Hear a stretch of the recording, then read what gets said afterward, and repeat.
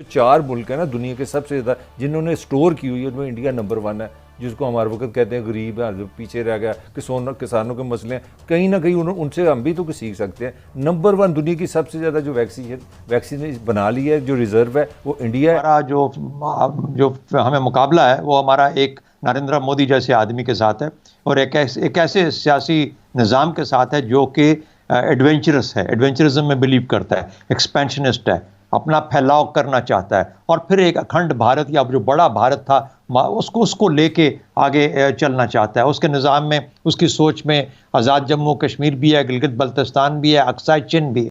नमस्ते दोस्तों, कैसे हैं आप लोग? आशा करता हूं अच्छे होंगे। आज का वीडियो बड़ा ही मज़ेदार है। आज के वीडियो में आप देखेंगे पाक मीडिया बात कर रहा है कोरोना वैक्सीन के बारे में और भारत पाक जंग का भी उन्हें खौफ लग रहा है।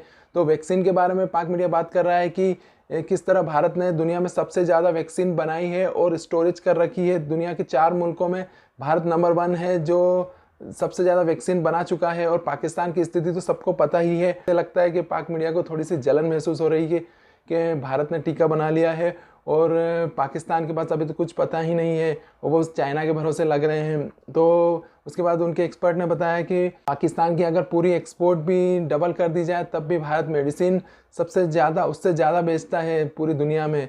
तो ये बात तो माननी पड़ेगी कि भारत इस मामले में हमसे बहुत आगे है और उनसे हमें कुछ सीखना चाहिए। और पाकिस्तान मीडिया ने बात कर रहा है जंग के बारे में कि भारत, पाकिस्तान और चाइना की जो स्थिति बनी हुई है और चाइना भारत बॉर्डर पे जो स्टैंड ऑफ है, तो वो देखते हुए पाकिस्तान को जंग का खौफ लग रहा है और वो बोल रहे हैं कि अमन होना चाहिए। तो ये तो बड़ी अच्छी बात है कि पाकिस्तान जैसा देश बोले कि अमन होना चाहिए। तो वीडियो बड़ा ही मज़ेदार है, वीडियो आप पूरा देखिएगा और अगर वीडियो आपको पसंद आए तो वीडियो को लाइक कर देना और अगर आप चैनल पर नए हैं तो चैनल को सब्सक्राइब कर देना। चलिए वीडियो देखते हैं। वंदे मातरम, जय हिंद। अब सारे लोग जो हैं वो चाह रहे हैं कि जनाब हम राब्ते कर रहे हैं कि वैक्सीन जो है वो मंगवाई जाए और इंपोर्ट की जाए। मैं आपको स्टोरी देता हूँ। अच्छा, उन्होंने काबीना कमेटी ने फैसला किया कि इब्तदाई तौर पर चीन की कंपनी साइनोफार्म से वैक्सीन की 12 लाख डोजेज खरीदी जाएंगी जो 2021 की पहली सहमाही में फ्रंट लाइन वर्कर्स को मुफ्त मुहैया की जाएंगी। प्राइवेट सेक्टर अगर कोई और बैन अक़वामी तौर पर मंजूर शुदा वैक्सीन इंपोर्ट करना चाहते तो वो कर सकता है। मैंने एक टॉप हेल्थ ऑफिशियल से, जो पाकिस्तान के एक टॉप है, जो हमारी हेल्थ की एस्टेब्लिशमेंट है, उस पर रह चुके हैं और इंटरनेशनली वो एडवाइस करते हैं इंटरनेशनल बॉडीज़ को। वो कहते हैं कि जनाब आप 34 करोड़ रुपए की वो मशीन आती है बनी बनाई, उसको आप इंपोर्ट करें, 2 महीने में आप उसको इंस्टॉल कर सकते हैं। अब मैंने पूछा जी हजूर ये इसमें बताएं कि इसका जो खाम माल है वो कहाँ से आएगा? उसका जी इंडिया, चाइना और क्यूबा। उनका आपको बात समझ नहीं आएगी, मैं आसान करके बात समझाता हूँ कि जैसे आपने दही मंगवाई है और उस दही को आपने लस्सी बनाना है और बना के उसको वो क्या वाइल कहते हैं, वाइल्स कहते हैं ना, वो जो उसमें डाल के आपने दे देनी है। उनका 2 बातें होंगी, एक तो आपका पैसा बचेगा, 1 अरब में आप 2 प्लांट लगा सकते हैं, 4 अरब में 4 लगा सकते हैं। और साथ उन्होंने कहा कि आप आइंदा 4-5 सालों में ये बहुत बिकनी है, आप इसे एक्सपोर्ट भी कर सकेंगे। उन्होंने गंदम की, चीनी की, LMG की, उसकी भी अरबों रुपए महंगी उन्होंने ली। तो सारा काम वज़ीर आज़म कहाँ है? क्या वो तलाशे गुमशुदा है? अगर ये वैक्सीन चंद करोड़ों में हो सकती है तो खरबों की आप खरीद रहे हैं, नुकसान तो अवाम की जेब में डाका पड़ा। भट्टी साहब, आपका एनालिसिस मैं मजीद आसान कर दूं। आपको पता है ये पहले इनकार कर रहे थे कि उन्होंने कहा था हम निजी शोबे को भी दे देंगे जब वो वैक्सीन लें। अब मान गए हैं कि आपको प्राइवेट लोगों को भी इजाज़त होगी। आप देखें 22 करोड़ कह रहे हैं, कुछ लोगों का कहना है कि पाकिस्तानी 24 से 25 करोड़ है, दुनिया की 6ठी बड़ी पॉपुलेशन। और आप अंदाज़ा लगाएं किस तरह पैसा कमाएंगे जो प्राइवेट आपको वैक्सीनेशन बेचेंगे। इस वक्त हालत ये है कि जो 4 मुल्क है ना दुनिया के सबसे ज़्यादा जिन्होंने स्टोर की हुई है उनमें इंडिया नंबर 1 है, जिसको हमारे वक्त कहते हैं गरीब है जो पीछे रह गया, किसानों के मसले हैं, कहीं ना कहीं उनसे हम भी तो कुछ सीख सकते हैं। नंबर 1 दुनिया की सबसे ज़्यादा जो वैक्सीन बना ली है, जो रिजर्व है वो इंडिया है। नंबर 2 यूरोपियन यूनियन है, 3 अमेरिका है, नंबर 4 कनाडा है। पाकिस्तान के पास एक नहीं है, एक वैक्सीन नहीं है। जो हमारे पास आई है वो ट्रायल में आई है, किसी ने भेजी है, वो चलो चाइना। मैं आपको वजह बता दूं, चलो वो मैं आपको वजह जो मैं असल पॉइंट की तरफ आने लगा हूँ। जो आपका जो पॉइंट है, अगर आपने खुद बना ली तो फिर वो निजी शोबे को क्यों देंगे? ये अच्छा, आपको एक बात समझ नहीं आ रही? मैं पहले आपको बात बताऊं। मगरब ने इंडिया को सिर्फ इसलिए इजाज़त दी थी कि ये इसकी पैदाइश के साथ मौत का खेल वाबस्ता है। वहाँ $1 लाख देना पड़ता है उस आदमी को और उसको हेल्थ इंश्योरेंस देनी पड़ती है जिस पे आप वैक्सीन टेस्ट करते हैं। वो जिस तरीके से हमारे ऊपर दवाइयाँ टेस्ट करते हैं ना, इंडिया को इसलिए इजाज़त दी गई वो वैक्सीन, क्योंकि वैक्सीन में एक तो मौत भी होती है और इधर आपको 2,000-10,000 रुपया देना पड़ता है इंडिया में। तो इसलिए आपको इनको घटिया समझ के उन्होंने ये इनको लगा, और अच्छी हमें भी करना चाहिए। नहीं, लेकिन मैं आपको वजह बता दूं, things should be in the Pakistan की सारी एक्सपोर्ट हम रोल लें, एक बात सुन लें, पाकिस्तान की सारी एक्सपोर्ट को भी डबल कर लें, इंडिया मेडिसिन तो उससे ज्यादा हमसे बेचता है, मान लिया करता है। हमने कोविड के दौरान नॉर्मल हालात में कभी इतनी जंगी तैयारियां नहीं देखी जितनी हमने कोविड के दौरान देखी, चाइना की तरफ से, इंडिया की तरफ से और पाकिस्तान की तरफ से। 2021 में कोई इस किस्म का एडवेंचर आप एक्सपेक्ट कर रहे हैं कि वो हो? मेरा ख्याल है, देखिए, हमें 50-50 इसका चांस रखना चाहिए। मैं मुकम्मल तौर पे इसको रूल आउट नहीं करूंगा।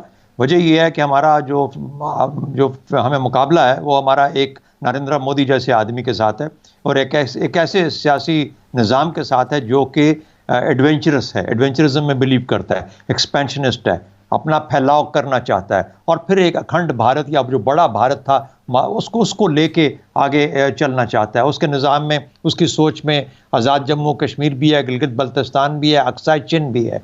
यानी अंदाज़ा लगाइए कि किस किस्म की सोच लेके चल रहा है। तो मेरा ख्याल है कि जब तक वहाँ पे कोई थोड़ा ठहराव नहीं आता उनकी सियासत में, उनकी लीडरशिप में, उनके अंदरूनी मामलात में, जिसकी वजह से वो फिर बाहर की तरफ ज़्यादा ध्यान कोशिश करते हैं बटाने का, तो मेरा ख्याल है पाकिस्तान को बिल्कुल जैसे कहते हैं ना, on top of the game रहना पड़ेगा, ऑन द बॉल रहना पड़ेगा। हम अपना फोकस हटा नहीं सकते।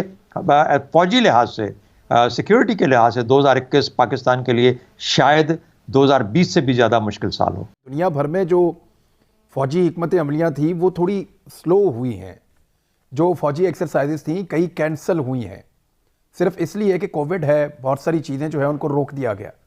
लेकिन इस खित्ते में अगर हम देखें तो चीज़ें ज़्यादा हुई हैं, एक्सरसाइजेज ज़्यादा हुई हैं, यहाँ तैयारियाँ ज़्यादा हुई हैं, असलहे की दौड़ में परचेजिंग ज़्यादा हुई है। भारत ने बहुत बड़े अजीबोगरीब किस्म के हथियार जो हैं गुज़िश्ता 1 साल के अंदर खरीदे हैं। चाइना ने बड़े ज़बरदस्त हथियार इंट्रोड्यूस करवाए और 60,000 फौजी चाइना का, 60,000 भारत का इस वक्त मौजूद है लाइन ऑफ एक्चुअल कंट्रोल पे। दूसरा, पाकिस्तान की जानिब से भी लगातार तैयारी और एक्सरसाइज हो रही है। ये नॉर्मल नहीं लगता भट्टी साहब देखने में? पहली बात तो ये है कि जब ये हुकूमत आई थी, इसका फर्स्ट फेज़ कमाल का था फॉरेन पॉलिसी का। हमारे यूएई के साथ ताल्लुकात बुरे थे, बेहतर हुए, कतर के साथ बुरे थे, बेहतर हुए, सऊदी अरब के साथ बुरे थे, बेहतर हुए, रशिया के साथ टाइज हुई, अमेरिका के साथ, करतारपुर से वाइट हाउस के तक, मसला कश्मीर अक़वाम मुत्तहिदा में, और बहुत सारी चीज़ें उसमें हुई। अभिनंदन, पुलवामा, बालाकोट, ये इसमें हमने पहली मरतबा भारत को नॉकआउट किया और हम बेहतर पोजीशन में थे। सेकंड फेज़ जो वज़ीर-ए-आज़म इमरान खान साहब की अपनी वजह से, जिसमें उसकी वजह से हम पीछे रह गए, जिसमें कोलालमपुर में वो उन्होंने अमेरिका ईरान सालसी करवाने के चक्कर में पड़ गए, उसके अलावा उर्दवान को हीरो बनाने के चक्कर में पड़ गए, और उर्तुरल दिखाने के चक्कर में पड़ गए, कोलालमपुर जाने के चक्कर में पड़ गए, जाऊंगा नहीं जाऊंगा, गलती हो गई। और ये इसमें हमारे जो बुरे वक्तों के दोस्त थे वो हमारे साथ थोड़ा सा एक साइड पे खड़े हो गए। और पहले फेज़ में जो हमारी फौजी क़यादत ने जितना वो क्या कहते हैं ना कि फ्रंट पे पहले वो जाते थे, फिर चीन पहले आर्मी चीफ जाते थे, उसके बाद फिर ये वज़ीर आज़म जाते थे। और वो जैसे एक मरतबा कॉन्फ्रेंस में वो जो हम एंकर सारे गए थे, तो वो आर्मी चीफ ने बताया था कि चीनी सदर ने उन्हें कहा था कि आप वाहिद हैं जो मुल्क की बात करते हैं, वरना कोई ठेके की, तो कोई परमिट की, तो कोई कुछ की। परमिट मेरा मतलब है कोई किसी चीज़ की, कोई किसी चीज़ की बात करता है।